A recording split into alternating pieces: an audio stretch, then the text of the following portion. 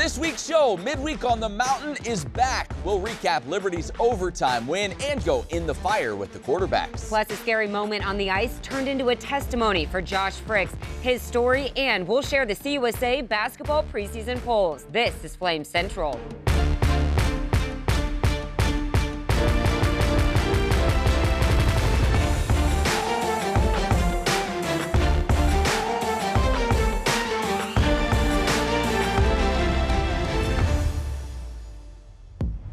Welcome to Flame Central, where thankfully we have Liberty football to talk about again. As always, alongside Emily Austin, I'm Matt Ward. Yeah, Matt, after a game cancellation last week, the schedule shifts to midweek games for the month of October, beginning with a Tuesday night tilt against FIU. Yeah, Liberty took its 4-0 record into this ball game, but they also had something else on the line. The longest active regular season win streak in the nation. The Flames had won 16 straight regular season games going into this one, and 17 would not come easy.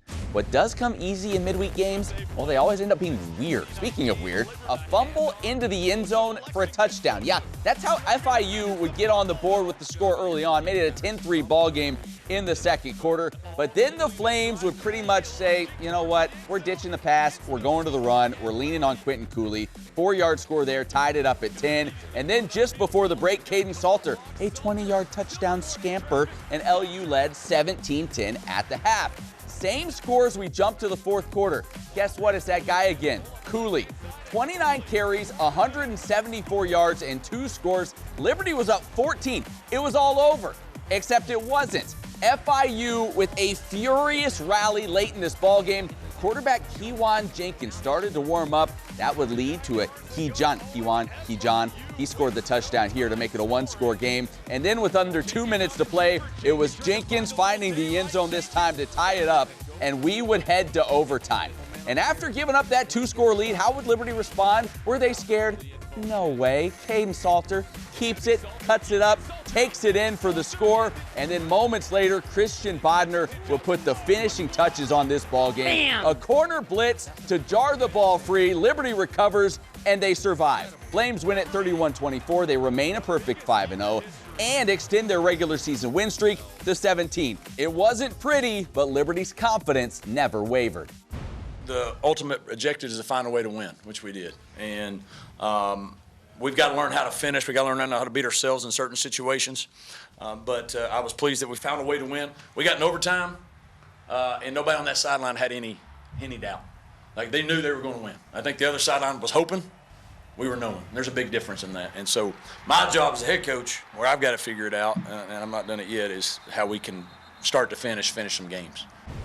Let me tell you one of the reasons why I'm so happy the Flames pulled off that win on Tuesday night. Well, yeah, because I want them to continue their regular season winning streak, but also selfishly, it would have been a lot less fun to introduce this next feature. Instead, I'm grateful for this guy, Caden Salter, who made things interesting and picked up his first 2 rushing touchdowns of the season.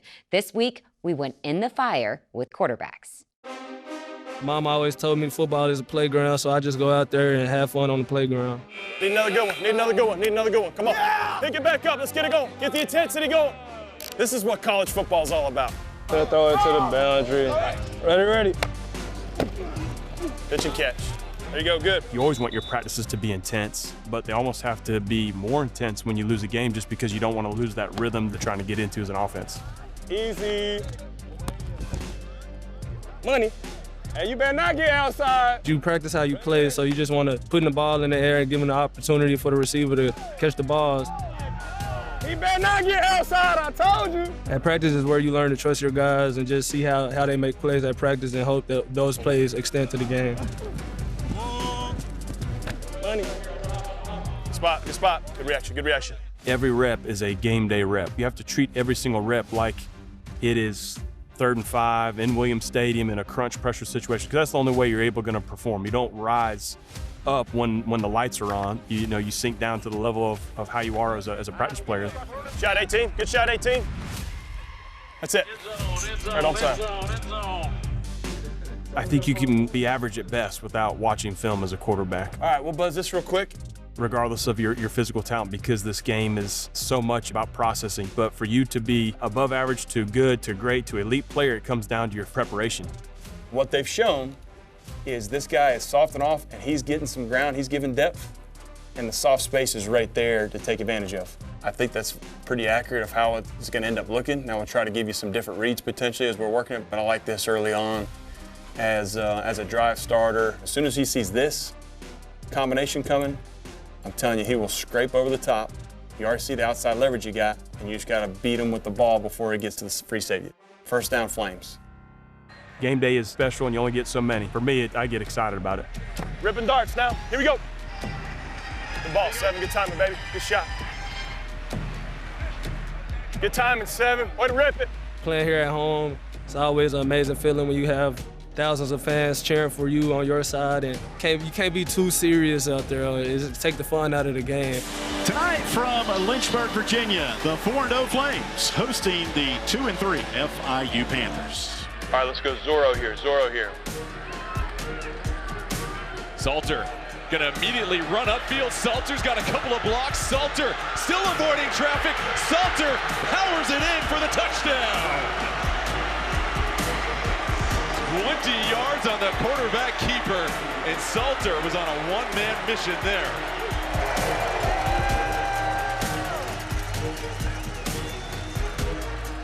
Jenkins, the slant to Rivers, he drops it, and it's intercepted. A costly mistake for FIU. Liberty ball. Second down and 7 for Liberty. Snap to Salter, hands off to Cooley. Up the middle, into the end zone, light him up. Touchdown, Liberty. Quentin Cooley. No Christian Bonder on the field. Snap to Jenkins, he will throw over the middle. Pass caught on the breakthrough. The 20 down to the 15-yard line. Second and goal at the 1. It's the snap, and he will get into the end zone. Touchdown, FIU. We are going to be headed to overtime in Lynchburg, Virginia. Hey, Salt, they're creeping up right here. Be ready to go. Your edge pressure check right here. Sibley in motion. It's going to be Salter keeping it. Salter, a fake. Salter in the end zone. Liberty strikes first in overtime. Second rushing touchdown of the season for Salter. Hey, put the ball in my hands, baby.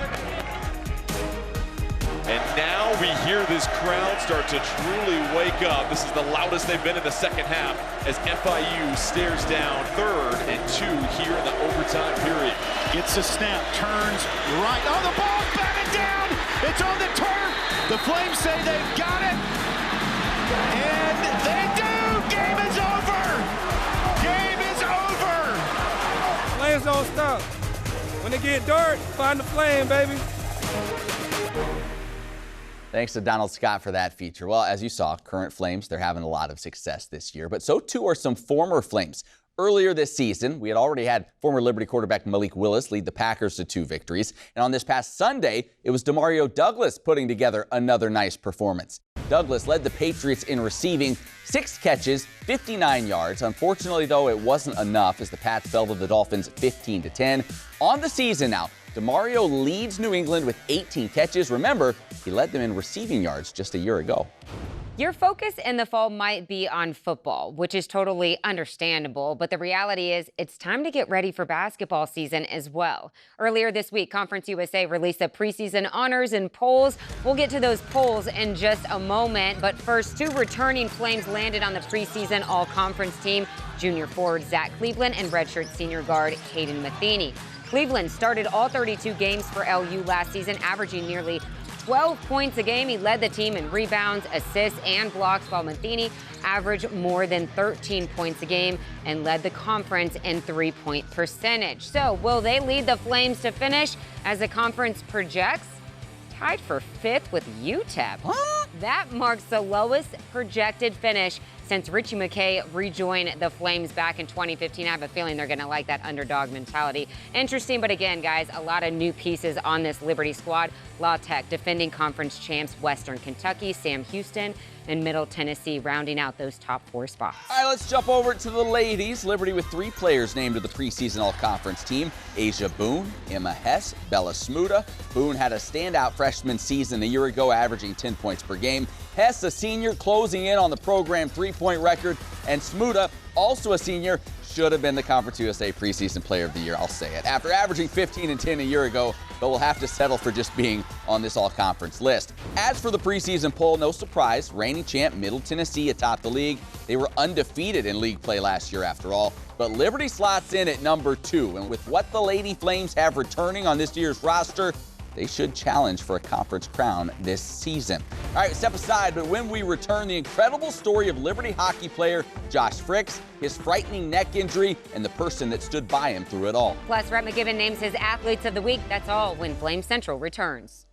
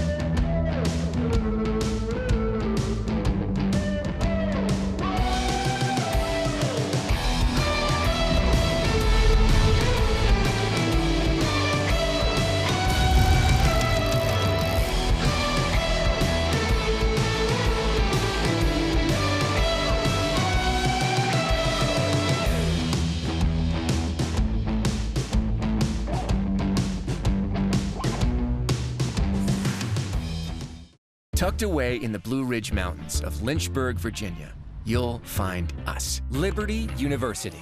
Here, we pursue excellence in all of our academic endeavors, from anywhere. We fight for victory in our athletic programs and fan the flames with a mighty roar. We equip students with a Christ-centered perspective that changes lives. We are creators, problem solvers, and world changers. But above all of this, we are champions for Christ. So you're looking for a university that has anything you could possibly need. Anything? You want a place that has the programs you want to study. I think I'm going to sign up for the fashion design program. All right, a place with state-of-the-art facilities. And who doesn't love big-time sports?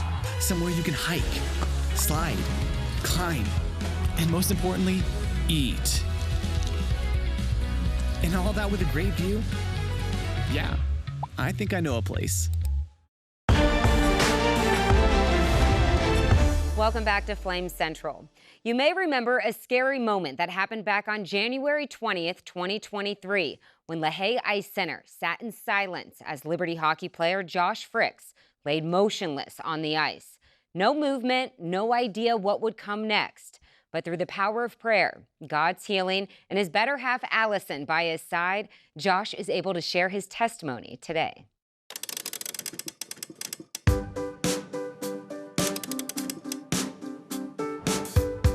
When I met him, he was just walking around in slippers in a dining hall. I was like, that guy has confidence, and I was just instantly attracted to that confidence. She's probably the only girl in the world I've ever actually found funny. Always would put a smile on my face. She just always cracked me up. Josh and Allison met on the campus of Liberty University, and the two made an instant connection. Their friendship would quickly grow into a courtship that would then lead to wedding plans, with the date being set for May 20th of 2023. We've always kind of liked making plans. At the time, the couple believed they would gently ease into the start of their lives together. But on the evening of January 20th, during Josh's senior season as a Liberty hockey player, those plans would instantly change. When this kind of thing happens, it's like you don't know what your plans are. Bodies colliding, Fricks pinning it along the wall. I didn't really feel into the game at all, which is not really normal for me. Normally, like, I don't focus before games at all. Like, as soon as the puck drops, I'm ready. This is gonna go all the way back down. I just couldn't get into it. I felt eerie, just kind of floating around. That night, I actually showed up late to the game.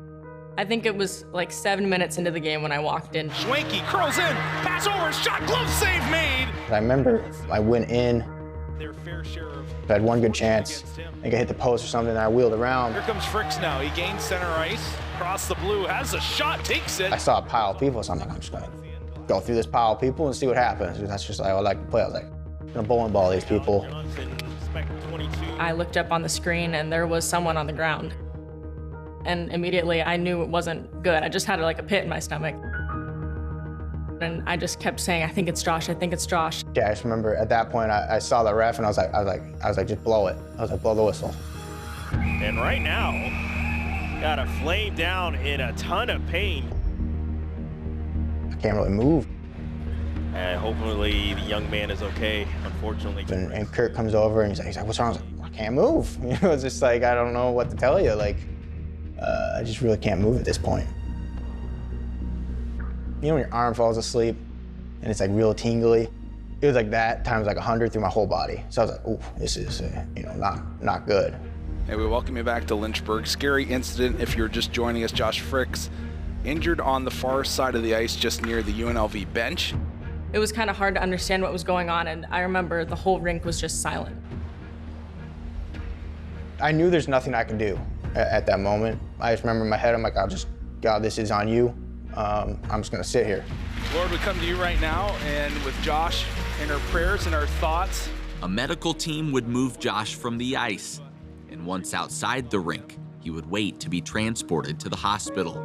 We pray for healing on him, quick recovery and safety, Lord. You are the ultimate healer, and we put him in your hands. I remember Josh, when we were in the hallway outside of the rink, he doesn't complain about anything. And so like, he's very like tough. He likes to be very tough. And so he was laying on the ground and I remember him looking at me and saying, it's bad, oh, it's bad. And I didn't know what to do because like, he's never said anything like that to me before. Just trying to prepare her for, what is to come, because obviously neither of us knew. And what she just did, what any godly person would do, and she just prayed. I sat down next to him and I was trying to pray. And I was like, I don't even know what I'm supposed to pray for right now. Like, I just remember just being like, God, just let Josh know everything's gonna be okay. But I'm thinking it's really not. Like, he can't move, and I didn't know what to say in that moment. Yeah, it felt like a long time though. It felt like a long time sitting in that hallway. Josh would be airlifted to the Carilion Memorial Hospital in Roanoke, Virginia, where a more thorough evaluation of his injury would begin. I remember the night that it happened, I was getting, I think it was a CT scan, but it took like 30 minutes. And I just gave it all a go. I said, I don't know what this process is gonna be. I don't know what my life will look like or anything like that.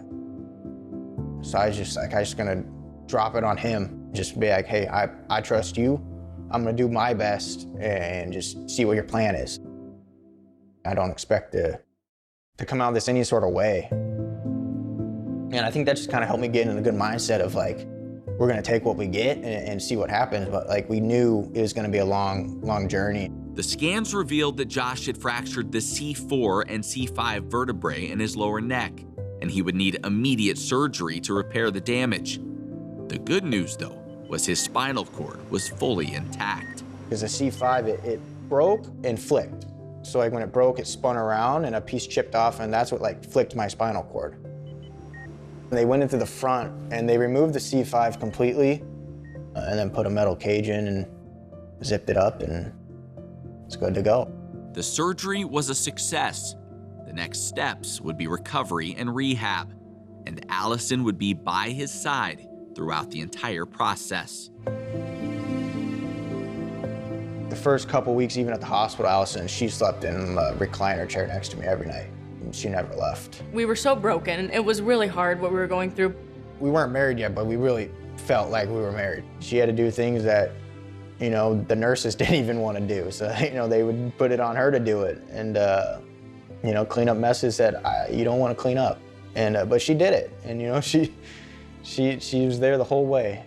There's not really much you can do. I mean, I remember there were times that like I would try and like help him like just lift an arm up, and you can't really like lift his arm up for him even when they're paralyzed, because like it'd like send a shock to his arms. So I had to figure out like, how on earth am I supposed to help him? Like I would feed him like little spoonfuls of applesauce or like do little things, but my biggest job I think was just being there for him and being able to talk to him because he couldn't move.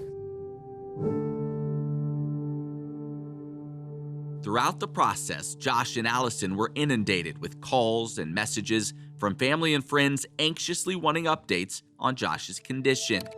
So, Allison went to social media and began to document Josh's daily journey. I'm just gonna be able to explain, you know, what's going on, reach out to all these people that really care about him, and it really helped for me to be able to write out, you know, kind of process what was going on and accept what was going on, especially if it wasn't gonna end up well. Just nice for her to be able to voice what she was going through as well. And because, yeah, I know she felt very alone through a lot of it, having to do a lot on her own, which normally we did everything together. I didn't know why I was doing it, but I was just taking pictures of everything along the way. It was kind of weird, like we were in the hospital and I was taking a picture of him in the bed. I was like, I don't know why I'm doing this. And each time Allison posted an update, encouragement from all over the world would start pouring in. With you, Josh. We're praying for you, Josh. We knew that he wasn't walking or running or doing crazy things yet, but people watching were able to, you know, document how far he's come since the first day. So it was really encouraging. Oh, good job. There's these two guys that were kind of like little muscle heads, and they stood me up and they're like, we're gonna walk today. And I was like, all right, let's do it. Let's go right foot first. Nice. And like, they were like, just like we were like fast. Like I felt like I was fast. I don't know how, I haven't seen the video. It's probably a lot slower than I'm describing it. Good job, Josh. Like I felt like I was running through the hallways of the hospital. I was definitely not, but I felt like it. Each day from there, he was taking a step. Every day was crazy. It was really cool. Josh's condition was improving so quickly that on February 27th, just 39 days after the injury, he walked out of rehab and onto the Liberty campus.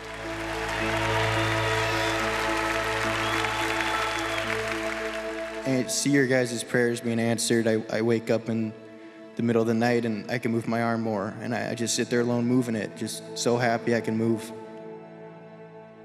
It's just amazing to see every day it gets better and better. And on May 20th, the wedding proceeded as planned, with Josh taking his place at the altar, standing next to Allison. To just be up there and to get to see a lot of family that were really following the journey so close and praying so much that I didn't really even knew existed. And to see Allison walk down the aisle. There's a lot of tears at the wedding, but they're all happy tears. I think that's really made our wedding really special too, is we didn't really care how anything went. I was so happy to have him standing next to me on that day. It was really special, and I think it's when he wasn't able to stand and then being able to promise to God your life to each other while he's standing was really special. It was tough, but she was there every step of the way. She was a warrior. We're prepared for anything at this point, and we pretty much know that we have each other's backs regardless of what throws our way. It was kind of cool, like, to be able to say, we don't know what our plans are, but we know who we're living for, we know what our purpose is on earth, and that's the only plan that we had to have. Tell me why no music? We just stop and give you thanks, Lord, for what you're doing in Josh's life, Lord, and the healing that's taken place there and the continued healing that's going to take place, Lord. Thank you for the many ways that you have shown us your presence in our lives through this whole situation, Lord. It's in your name we pray. Amen.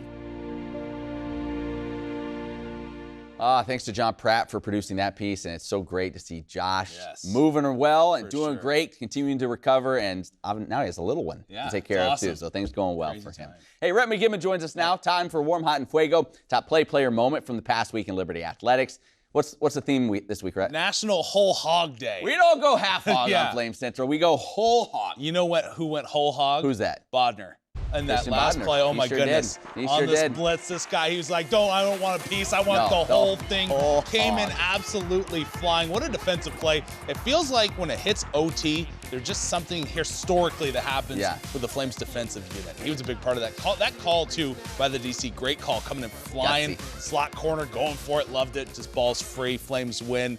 The whole hog. The whole hog. Yeah. From warm, we go to hot. All right, instead of doing like hog references here, I thought about barbecue sauces. It's something near and dear to your heart, right? And this is going to be Ivy Gardner. We're talking about that Eastern Carolina sauce, a little vinegary pop. Vinegar, And that's what they needed here. It's kind of that time of the year on the schedule where the Flames needed. You're facing some adversity. You need something to go your way. Gardner gets it. At the top of the box, just turns and fires top corner. An absolute laser. Beautiful shot for the Flames. They go on to win 1-0. And that was a needed win. You come off a tough loss. You're kind of like, uh-oh, we're deadlocked here. Are we going to be able to pull this one out? Gardner, sweet kick. That was a beauty. Like, it might have been the goal of the year for the Lady Flames, just how it went top corner. Absolutely gorgeous. All right, finally, Rhett, in Fuego this week is who? All right, it's Quentin Cooley, and he's like the Kansas City barbecue sauce. You know, it's thick. They always talk, and he is a thick man. He's in there with that strength. Getting through there. 29 carries, 175 yards, 2 touchdowns. He was just dominant in this game. And, you know, you've said it. I've said it. Where would the Flames be without Quentin Cooley this year? I had no idea. And he has just been MVP in my mind. Showed it again here against FIU. Just those A-gaps wide open for him, and he took advantage. Well, forget the whole hog. We've got the big Canadian hunk of beef right here every week. Great job, as always. Hey, still to come, has there been a shakeup in the Flames fantasy standings? You're going to want to stick around and find out. A college degree is more than a diploma. It's taking control of your future and finding that next step. At Liberty University, we not only care about your career, we also care about your calling. And we want to help you learn, develop, and grow so you can make an impact as a champion for Christ. Over 600 online programs, one you, infinite possibilities.